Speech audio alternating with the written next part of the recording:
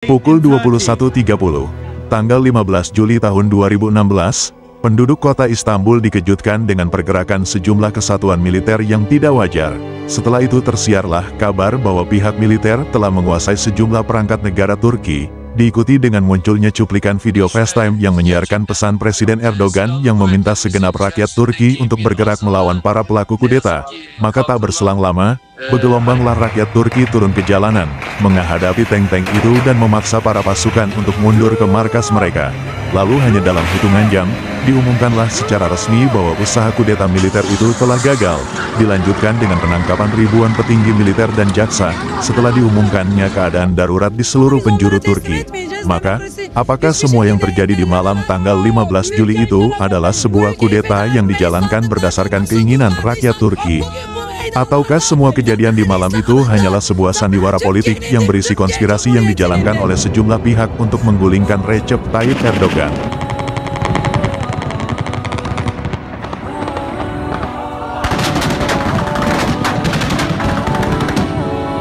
Assalamualaikum warahmatullahi wabarakatuh. Selamat datang di Hijrah Gateway. Dalam episode kali ini kami akan membahas tentang beberapa orang yang disebut sebagai Neo-Ottoman yang insya Allah akan membawa kita semua mempelajari sebuah bangsa besar tempat terakhir Khilafah Islamiyah berjaya. Namun 100 tahun yang lalu diruntuhkan dengan sebuah tipu muslihat yang luar biasa. Kami akan membaginya menjadi 3 episode insya Allah. Dan saat ini Anda berada di episode pertama. Untuk membahas sejumlah fakta rahasia di balik gagalnya usaha kudeta militer di Turki seperti yang kami tampilkan di awal video, dan kami sengaja mengkhususkan 3 episode untuk membahas permasalahan ini, karena pentingnya kejadian di malam kudeta ini, yang berkaitan dengan pembahasan sejarah panjang Turki, karena malam itu merupakan malam yang menentukan, tidak hanya dalam Turki modern, namun juga dalam sejarah seluruh umat Islam, dan yang lebih penting dari semua itu adalah, sejarah telah membuktikan bahwa berbagai momentum telah terjadi atas wilayah ini. Asia Kecil yang kemudian kita kenal dengan nama Turki, semua momentum itu turut mempengaruhi masa depan umat, bahkan juga terhadap seluruh dunia dan subhanallah. Mungkin salah satu hikmah ketika Allah memilih wilayah ini sebagai tempat berlabuhnya kapal Nabiullah Nuh alaihi salam, sebagai simbol bermulanya kehidupan umat manusia yang baru di atas muka bumi, mungkin saja merupakan pertanda akan pentingnya wilayah ini, serta pengaruh besar dari semua momentum yang terjadi di wilayah ini, seperti pencetusan Perang Salib, dimulai setelah terjadinya pertempuran Malazgirt yang berlangsung di atas wilayah ini, sebuah pertempuran yang berhasil dimenangkan oleh seorang panglima muslim dari Turki Alparslan, yang meremukkan gelombang pasukan Romawi yang insya Allah kisahnya akan kita bahas di lain waktu, dan pertempuran ini juga dianggap sebagai sebuah pukulan telak bagi segenap pasukan salib. Adapun pukulan yang lebih berat dari itu semua adalah ketika mereka kehilangan sebuah ibu kota suci yang amat bersejarah, yaitu Konstantinopel yang sekarang menjadi Istanbul, yang telah dituju oleh umat Islam sejak masa Rasulullah Muhammad SAW yang telah menjanjikan kemenangan atasnya dalam berbagai hadis. Satu hal yang juga sangat penting adalah, bahwa para ahli sejarah barat menetapkan bahwa fase baru dalam sejarah umat manusia dimulai dari tahun penaklukan umat Islam atas kota ini, di mana fase abad pertengahan dinyatakan habis pada tahun 1453 Masehi, tahun penaklukan Konstantinopel oleh umat Islam yang saat itu dipimpin oleh Muhammad II atau yang lebih dikenal dengan Muhammad Al-Fatih, untuk kemudian datanglah setelahnya, zaman modern, yang kita semua hidup di dalamnya sampai saat ini. Inilah bumi Turki bukan sekedar tempat bertempurnya Romawi dengan Muslimin sebagai pengikut Rasulullah Muhammad SAW. Namun inilah tempat pertarungan antara kebenaran dan kebatilan, antara pembela tauhid dan musuhnya. Begitu juga dengan kisah Arius juga terjadi di wilayah ini, bahwa awal mula terjadinya penyimpangan dalam agama Islam yang dibawa Nabiullah Isa alaihi salam, mulai terjadi tepatnya pada tahun 325 Masehi pada Konsili Nicea, sebuah kota yang terletak di bagian barat Turki, dan wilayah ini jugalah yang menjadi markas bagi Khilafah Islamiyah terakhir, Khilafah Utsmaniyah.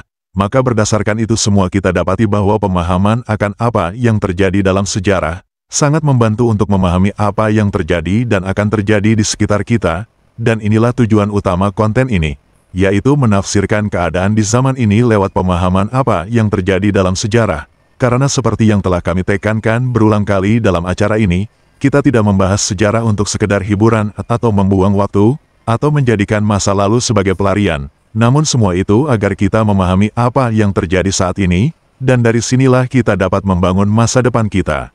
Dan karena kita tidak dapat menghukumi sesuatu sebelum memahami hakikatnya, ada baiknya jika kita kembali menelusuri sejarah, kembali ke 100 tahun ke belakang, tepatnya pada akhir abad ke-19 Masehi, di saat-saat terakhir berdirinya Khilafah Utsmaniyah. Semua bermula saat didirikannya sebuah perkumpulan yang menentang khilafah, yang dikenal dengan Perkumpulan Turki Muda, yang tujuan utamanya adalah melawan Khilafah Abdul Hamid II. Sesudah itu, didirikanlah Partai Persatuan dan Kemajuan, yang merupakan sayap militer milik Perkumpulan Turki Muda, yang memungkinkan mereka pada tahun 1909 untuk melakukan kudeta terhadap Khalifah Utsmani Abdul Hamid II. Mereka kemudian mengasingkan Khalifah dan menggantinya dengan Khalifah Boneka. Setelah itu mereka lantas menghapus jati diri keislaman dalam Khalifah Utsmaniyah, dan menggantinya dengan nilai-nilai fanatik golongan yang amat sempit dengan menghidupkan semangat golongan dan etnis Turki dengan gencar atas sejumlah etnis lainnya yang berada di bawah naungan Daulah Utsmaniyah.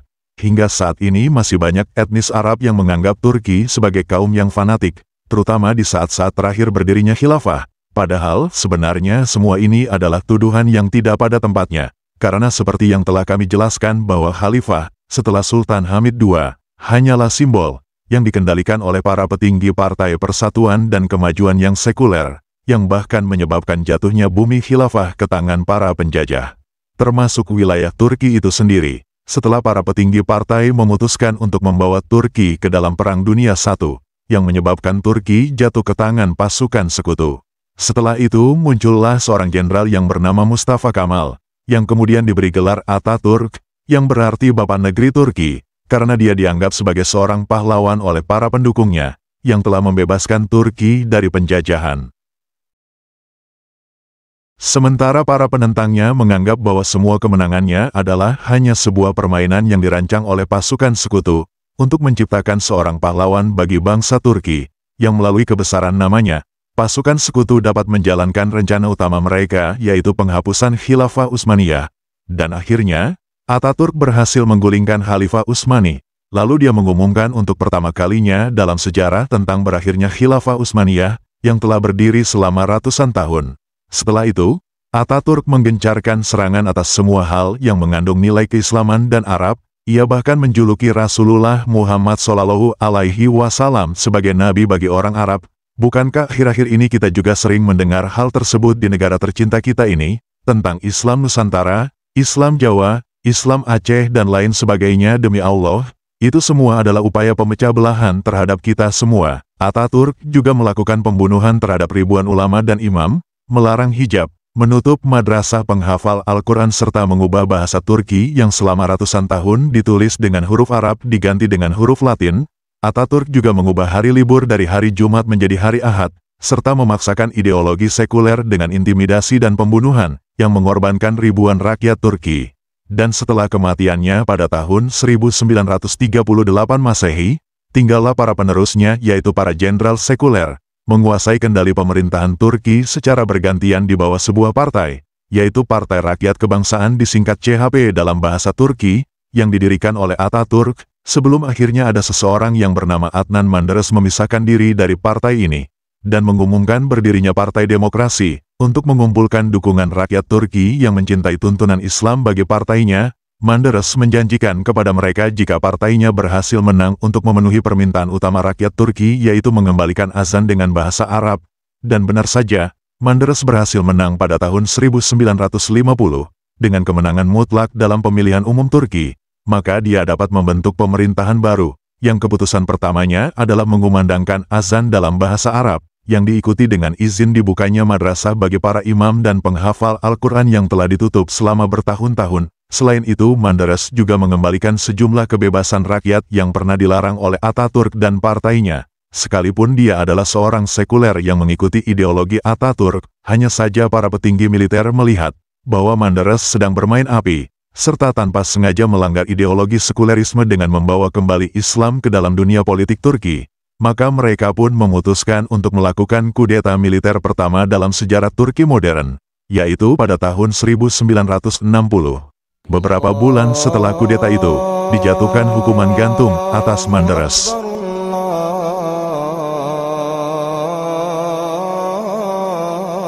Maka kembalilah militer yang menganggap dirinya sebagai para penjaga ideologi sekulerisme, memegang kendali pemerintahan Turki setelah memaksakan ideologi sekulerisme dengan cara lebih keras lagi dalam dunia politik Turki.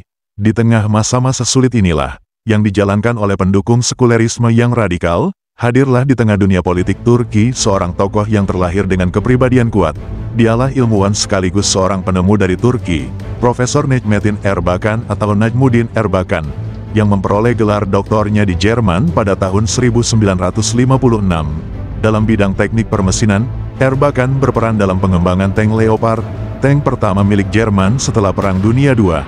Sebelum akhirnya Erbakan memutuskan untuk meninggalkan semua jabatan dan kehidupan mewah di Jerman untuk kembali ke negerinya, kembali ke Turki.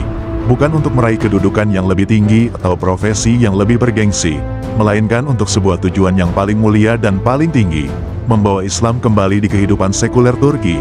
Untuk itu, pada tahun 1970, Erbakan mendirikan sebuah partai politik berhaluan Islam pertama yang dikenal di dunia politik Turki modern, sejak penghapusan Khilafah Utsmaniyah pada tahun 1924, dan Erbakan memiliki untuk partainya sebuah nama, Partai Pengaturan atau disingkat MNP dalam singkatan bahasa Turki. Maka Erbakan berhasil memasuki parlemen. Sementara itu, berdirinya Partai Pengaturan oleh Erbakan merupakan terobosan pertama yang cukup kuat untuk melawan kekuasaan militer atas dunia politik Turki. Saat itulah, pihak militer yang merasa menjadi penjaga ideologi sekulerisme, bahwa mereka sedang menghadapi sebuah gerakan baru yang membawa Islam ke Turki. Maka dikirimlah peringatan dari Panglima Militer Turki saat itu bernama Jenderal Muhsin Batur, yang berisi ancaman keras kepada Partai Erbakan. Dan memang, tidak lebih dari 9 bulan keluarlah keputusan untuk membubarkan Partai Pengaturan MNP. Namun Erbakan tidak menyerah begitu saja kepada diktator sekuler. Bahkan ia memutuskan untuk mempermainkan para pendukung sekulerisme. Hanya dalam beberapa bulan saja semenjak pembubaran partainya, ia kembali mendirikan sebuah partai baru yang bernama Partai Perdamaian Kebangsaan disingkat MSP dalam bahasa Turki, yang kemudian dapat mengikuti pemilihan umum Turki tahun 1974, yang kemudian meraih kemenangan telak, bahkan mampu menundukkan Partai Rakyat Kebangsaan yang berasas sekuler. Maka partai yang didirikan Ataturk ini kemudian terpaksa meminta Erbakan untuk mengizinkan mereka bergabung dalam pemerintahan. Setelah Erbakan memaksa mereka menerima kedudukan sebagai wakil Perdana Menteri, dengan begitu ia kembali menembus kekuasaan pemerintah sekuler Turki. Dan selama Erbakan mengendalikan pemerintahan, ia berusaha secara bertahap mengurangi kekuasaan pendukung sekulerisme dalam pemerintahan Turki. Ia memutuskan untuk meruntuhkan penopang utama faham sekuler di Turki, yaitu gerakan Freemason. Maka tak lama setelah pembentukan pemerintahannya, beliau segera menjalankan sebuah program parlemen Turki berupa pelarangan Freemason di Turki serta menutup markas-markas perkumpulannya. Kemudian, beliau menjalin kembali hubungan dengan dunia Arab dan Islam. Bahkan dalam sejumlah kesempatan secara jelas beliau menyampaikan dukungannya kepada perjuangan rakyat Palestina, sambil menyatakan penentangan keras terhadap penjajahan oleh Israel. Bahkan setelah ia meninggalkan partai Erbakan kembali menyampaikan usulan program kepada parlemen Turki pada tahun 1980, yaitu mengajak pemerintah Turki untuk memutuskan hubungan dengan Israel sambil menyiarkan panggilan kepada segenap rakyat Turki untuk bergabung dalam aksi demonstrasi yang amat besar demi menentang keputusan Israel untuk menguasai Al-Quds. Turunlah ratusan ribu rakyat Turki untuk bergabung dalam aksi demonstrasi yang diberi nama Demonstrasi Al-Quds, yang merupakan demonstrasi terbesar yang pernah digelar dalam sejarah Turki modern. Namun hanya beberapa hari berselang setelah itu, Panglima Militer Turki saat itu segera mengeluarkan perintahnya untuk kembali melakukan kudeta militer, untuk kembali menguasai pemerintahan Turki. Mulailah para petinggi sekulerisme menjalankan sejumlah langkah untuk mengembalikan kekuasaan sekulerisme di pemerintahan Turki. Setelah mereka membentuk lembaga baru yang bertugas menjaga ideologi sekulerisme yang diberi nama Majelis Keamanan Rakyat yang diisi oleh para petinggi militer Turki yang setia kepada ideologi sekulerisme Ataturk, dan sekali lagi mereka membubarkan Partai Erbakan, sedangkan Erbakan sendiri dipenjara dengan tuduhan melanggar ideologi sekuler. 3 tahun kemudian, Erbakan dibebaskan dari penjara, setelah para jenderal mengira bahwa mereka telah berhasil mematahkan semangat Erbakan. Namun sebaliknya Erbakan kembali mendirikan sebuah partai baru, yaitu pada tahun 1983 yang diberi nama Partai Kemakmuran atau Partai Refah dalam bahasa Turki. setelah tahun-tahun panjang yang penuh perjuangan, sekali lagi Erbakan berhasil membuat sebuah terobosan yang sangat kuat di tengah-tengah wilayah sekulerisme Turki, yaitu kemenangan besar Partai Kemakmuran atau Partai Refah yang berasaskan Islam dalam pemilu Turki yang diadakan pada tahun 1996. Sehingga untuk pertama kalinya sejak keruntuhan Khilafah Utsmaniyah jabatan kepresidenan Turki dapat diraih oleh sebuah partai yang berasaskan Islam, setelah Erbakan memimpin pemerintahan koalisi dengan Partai Jalan Kebenaran. Namun, seperti biasanya para diktator sekuler, pihak militer Turki kembali melakukan kudeta beberapa bulan setelah keberhasilan itu. Sebuah kudeta yang menginjak-injak suara rakyat yang sah. Hanya saja mereka kali ini tidak menggunakan tank-tank perangnya, melainkan melalui Majelis Keamanan Rakyat yang dikendalikan oleh para petinggi militer Turki, dan untuk kesekian kalinya Partai Necmettin Erbakan kembali dibubarkan. Dan untuk mencegahnya kembali turun ke medan politik, pihak militer mengeluarkan keputusan yang melarang Erbakan untuk ikut serta dalam kegiatan politik apapun bentuknya dalam kurun waktu 5 tahun. Namun, akankah Erbakan menyerah dan mengangkat bendera putih kepada para diktator sekuler? Seperti yang kami jelaskan di awal, bahwa Profesor Necmettin Erbakan atau Najmuddin Erbakan adalah seorang manusia langka dengan kepribadian yang amat kokoh yang tak hilang kilaunya seiring berjalannya waktu, dan tak lekang keteguhannya sekeras apapun keadaan menghimpitnya. Sekali lagi, Erbakan merupakan salah satu dari golongan para manusia mulia itu, yang tak pernah mengerti apa arti kata menyerah. Saya sendiri saat menuliskan ini sejujurnya saya tidak habis pikir melihat keteguhan lelaki yang telah lanjut usia ini, yang umurnya sudah lebih dari 70 tahun dan saya mencoba untuk belajar darinya makna keteguhan serta tidak putus asa. Seberat apapun beban yang mungkin dihadapi seorang manusia dalam hidupnya. Dan Erbakan, seberat apapun rintangan yang dia hadapi dalam pertempuran yang kotor itu, yang dipermainkan oleh orang-orang sekuler tak bermoral itu, orang-orang yang memusuhi kebebasan selama puluhan tahun. Untuk kesekian kalinya, Erbakan kembali lagi untuk memimpin secara tidak langsung pertempuran sengit melawan para pengikut sekulerisme diktator dan mendirikan kembali sebuah partai baru di tahun 1998, yang dinamai Partai Kemuliaan, yang dengannya ia berhasil memasuki parlemen Turki dan menjadi oposisi terbesar. Hanya saja Partai Erbakan ini harus menghadapi serangan sengit sejak hari pertama ia didirikan. Maka hanya dalam hitungan bulan, Partai Kemuliaan akhirnya dibubarkan, yaitu pada tahun 2001. Dengan satu tuduhan yang selalu berulang-ulang, pelanggaran atas ideologi sekulerisme. Saat itulah, sejumlah murid Erbakan mulai menyadari bahwa keadaan tak akan berubah selamanya dengan cara seperti ini. Selama masih ada kekuatan diktator yang tak mempedulikan kemerdekaan rakyat Turki, maka diputuskanlah untuk memulai langkah baru dalam menghadapi kekuasaan sekulerisme, sebuah cara yang penuh inovasi dan mengakhiri semua kecurangan ini yang telah berlangsung selama hampir 100 tahun. Maka berkumpullah sejumlah pemuda yang telah berguru pada Necmettin Erbakan untuk membuat sebuah partai baru, dibangun dengan siasat yang lebih cerdas dalam menghadapi sistem diktator sekuler. Partai ini lantas mereka namai Partai Keadilan dan Pembangunan, yang diantara para pendiri utamanya adalah Dr. bin Ali Yildirim, seorang pakar di bidang maritim kelautan internasional, Profesor Ahmad Davud Oglu, seorang ahli ilmu politik dan hubungan internasional, Profesor Abdullah Gül, seorang pakar ekonomi internasional, dan partai ini dipimpin oleh murid kepercayaan Erbakan, sekaligus mantan wali kota Istanbul, Recep Tayyip Erdogan.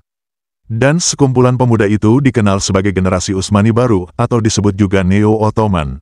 Dan mulailah babak baru pertempuran menghadapi para diktator sekuler, dan peperangan ini jauh lebih sengit dari peperangan yang telah lalu, terutama dengan hadirnya pihak ketiga, berupa sebuah gerakan rahasia yang menyerupai perkumpulan Freemason, bekerja dengan cara amat rahasia dan terkadang licik, dikenal sebagai gerakan pengabdian, digerakkan dari wilayah Pennsylvania, Amerika Serikat, oleh seorang miliarder Turki yang para pengikutnya menganggap sebagai Imam Mahdi, sementara para penentangnya menganggapnya syaiton. Lelaki ini dikenal dengan nama Fethullah Gülen. Maka bagaimana jalannya pertempuran sengit ini, yang terjadi antara tiga kubu, militer sekuler, Neo-Ottoman dan gerakan rahasia Gülen, serta bagaimana Erdogan beserta rekan-rekannya berhasil menggapai pemerintahan Turki serta bertahan di hadapan gempuran kubu sekuler selama lebih dari 10 tahun, dan bagaimana Neo-Ottoman secara bertahap dapat melakukan terobosan yang kuat di tengah wilayah kekuasaan sekuler Turki. serta apa saja langkah yang dijalankan para jenderal militer Turki untuk mengganjal langkah Neo-Ottoman, juga bagaimana Fethullah Gulen berhasil memasukkan pengaruhnya ke dalam militer Turki, mahkamah serta kepolisian Turki, serta membangun sebuah pemerintahan tandingan yang mengendalikan seluruh bagian pemerintahan Turki, dan siapakah orang yang berdiri di balik Gulen. Ikuti episode berikutnya, yang insya Allah akan membahas sejumlah fakta yang dirahasiakan, yang menjadi latar belakang terjadinya kudeta malam tanggal 15 Juli tahun 2016, serta untuk memahami apa yang dimaksud Gulen dalam sebuah iklan yang mengandung pesan tersembunyi, yang ia siarkan untuk mengkampanyekan surat kabar zaman, yang berada di bawah naungan Imperium Media Informasi miliknya, yang diterbitkan pertama kali pada tanggal yang tidak biasa, yang juga merupakan pesan tersembunyi, yang mengisyaratkan tanggal terjadinya kudeta. 5/10/2015.